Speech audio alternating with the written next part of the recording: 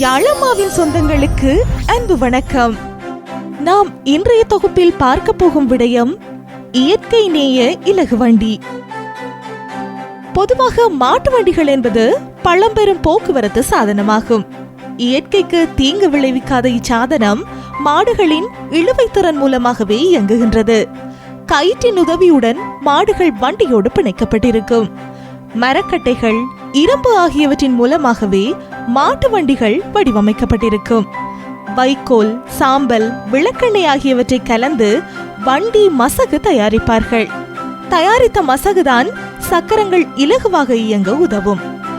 மாட்டு வண்டியை கட்டை வண்டி என்றும் சிலர் சொல்வதுண்டு.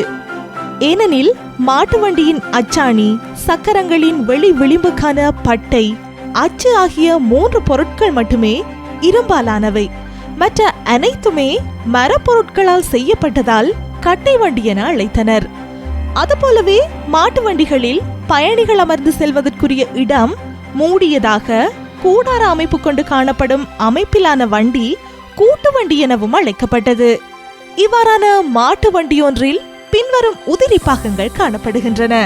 அவையாவன அள்ளைப்படல், முளைக்குச்சி, ஏர்கால் சட்டம், சவாரி தப்பை, கொழுப்பலகை, பூட்டாங்குச்சி, பூட்டாங்கயிறு, குடம், கடையாணி, திகிரி, அச்சு, கந்து, ஆரக்கால், வட்டை, பட்டை, இசுரு, பார்ச்சட்டம், ஏர்கால், நுகத்தடி, பார்ப்பிணையல், முக்கேர்.